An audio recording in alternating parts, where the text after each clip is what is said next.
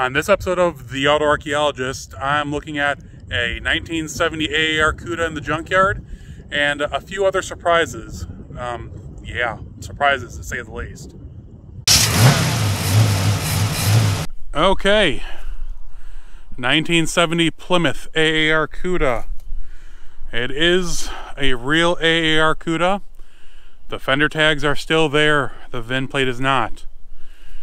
Not quite sure what happened, but pretty sure from what me and Doug estimated, and I talked to the owner, it was in a rollover at some point. And then he saved it from, ending up in the scrapper. And it's been out here ever since. It's rough, but it's got all the important, pieces to it. It's still got the rear sway bar. It's got the front sway bar. I'm gonna try to get, there's a dead tree here. I'm gonna try to get over it like I did earlier. I wasn't holding a camera last time. There we go. Real AAR Cuda. You may remember this from my previous video, and it's also the header of my YouTube channel. I'm not gonna slide down there because I got my backpack and all that on, but it's got a rally gauge cluster. It's a 4-speed car, FY1 yellow. So it's a light yellow, but real AAR. Unfortunately, the front sheet metal's gone, but when we go around, you'll see it a little bit more clearly. But let's just say that's not the only surprise in this row, because right here, you're like, okay, what is it? It's a pile of scrap. People messaging me. It's a 1971 Challenger on the top. And you're like, okay, 71 Challenger. It's an RT. This is a 1971 Dodge Challenger RT 446 pack car that it had a fire, and the fire was from, I'll show you something funny, because the shaker hood is still there. Yes, that's right. In the modern era, there's a car in the junkyard with the shaker hood still attached to it. And you can see one of the hood pins is still there and part of it, but you can see where the fire was. The fire was basically from the carburetors back. And when I was here 10 years ago, there was a tree growing up through the engine bay, and it looks like it's doing it again. I don't know if you can tell from going through the shaker, the fire like melted, burned up the firewall pretty good, burned up a lot of stuff. I wonder what that tag is. I don't remember that tag from last time. Oh, interesting. Oh, jeez. I mean, it even melted the trim ring around for the shaker. But it's funny. It's the hood emblem, or the hood emblem's fine. Other parts are fine, but the entire middle of the car completely burnt to a crisp. Here, let's see if I can get around. I mean, there's nothing left from the middle, which is really, really sad. And what's even, I mean, that's sad. Okay, it's a 76 pack Challenger, plum crazy purple, burnt to a crisp. And then you're like, what's on the bottom of it? What's it sitting on?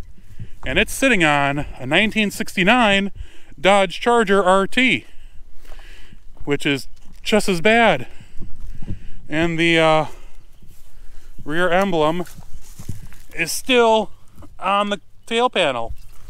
And I think this side of the quarter panel, actually no, I don't think you can see it anymore. Oh, yeah, you can. Oh no, it's buried now because they turned the car around. There's you can see originally, I'll share the pictures at the end, you could see the RT stripe on the one quarter panel still. This one was cut off, unfortunately. But yeah, two really sad Mopars. Really desirable. Actually, the fender tag is on the Charger, and I'll post it at the end for people to look at. It's a bronze car, 440 automatic, I'm pretty sure. But pretty neat. Pretty sad. And then over here is the AAR, which I need to get a picture of. You can see it still has a door, one fender. But it's really, really rough.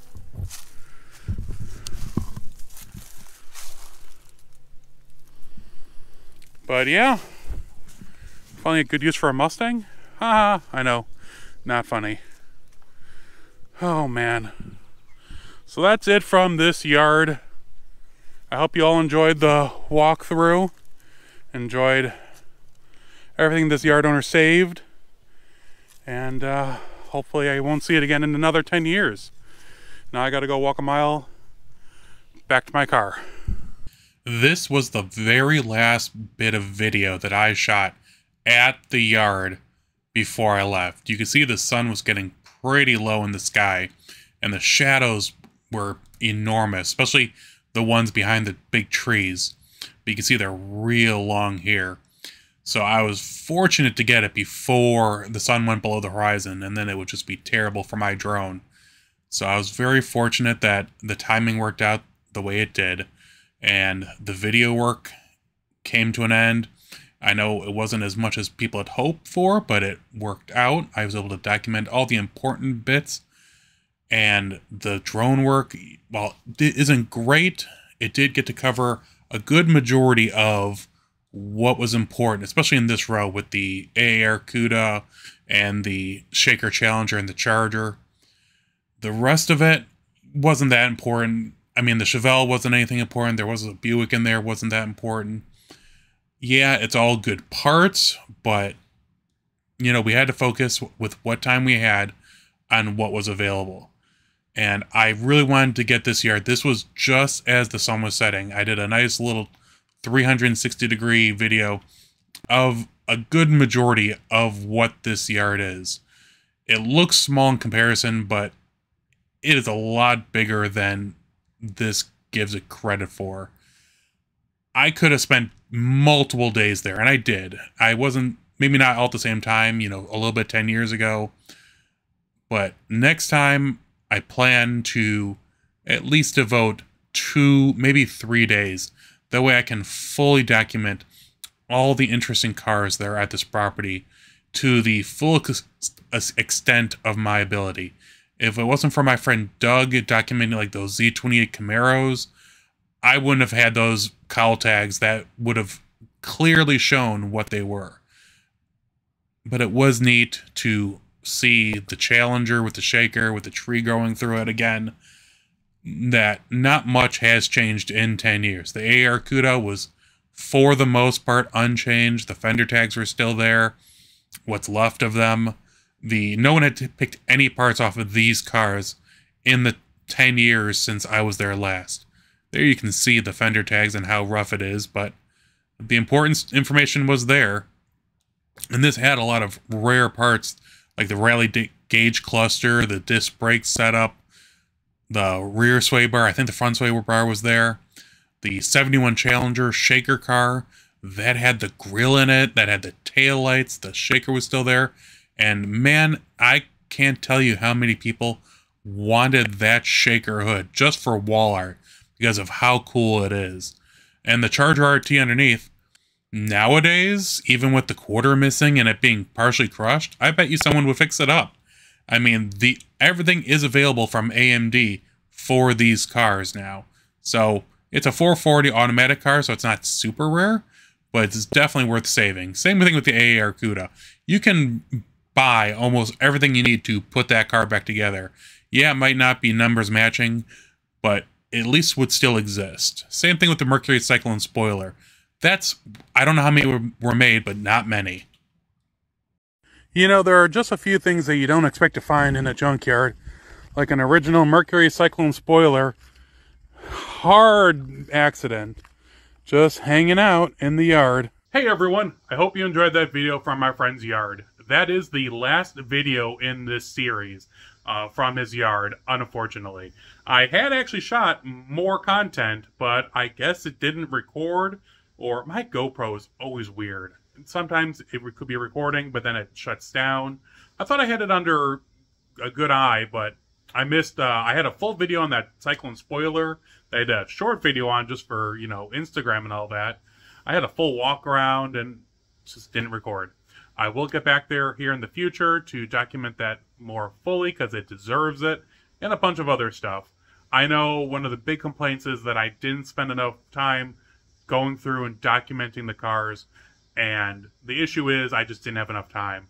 I was running through that entire yard. I was there from 8 a.m. to 8 p.m. You can see in the drone footage the sun was setting as I was filming, and it was very kind of the owner to allow me the opportunity to just wander aimlessly.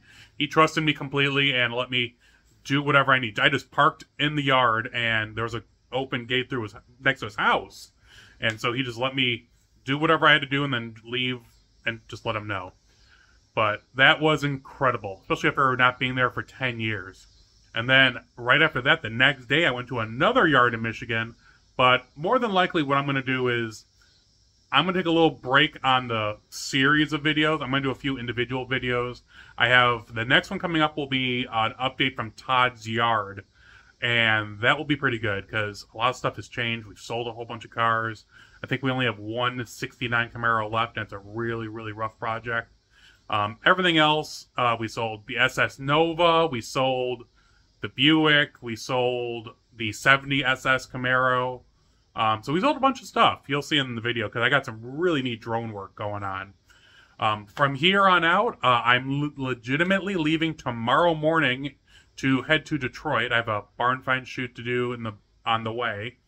But I'm going to be doing Roadkill Nights Media Day on Friday, then the official Roadkill Nights on Saturday, and then the Abandoned Drag Strip Car Show on Sunday. But by the time you watch this, it'll all be over. But I am in Detroit Monday, Tuesday, Wednesday, doing some other barn find, garage find stuff. Leaving Thursday for a wedding in Ohio. So that's Thursday, Friday, Saturday. Coming back to Chicago on Sunday. So I have a busy few weeks. And then Dubuque Mopar show's coming up. Fall Jefferson. I mean, as of today, it's August 7th. So we're getting to the end of summer, which is actually a good thing for me because you are able to hunt cars better in the early spring and fall than you are in the summer because of all the weeds and the growth and the animals that want to kill you. But let me know what you think. I know this series didn't pan out the way people had hoped. I know they wanted more detailed videos and I just didn't have the time. But I will be working on it in the future. I have a full video on the green car coming out because people actually want to see the project and what I've been doing with it. And maybe a little overview of the garage. Just show that I've completely revamped it. But you guys let me know. When I get back, my main project will probably be to paint all the interior panels because I'll be the missing one I will be getting in Detroit. But also, I should be getting a missing mirror for the passenger side in Detroit. And after that, I will have all the interior trim pieces for the 71. And some of them are white, some of them are green. I think one of them is blue. But I'm going to paint them all with SEM's plastic paint when I get back. So let me know if you've done that paint process with the plastic paint. Let me know. I'd love to hear your thoughts on it.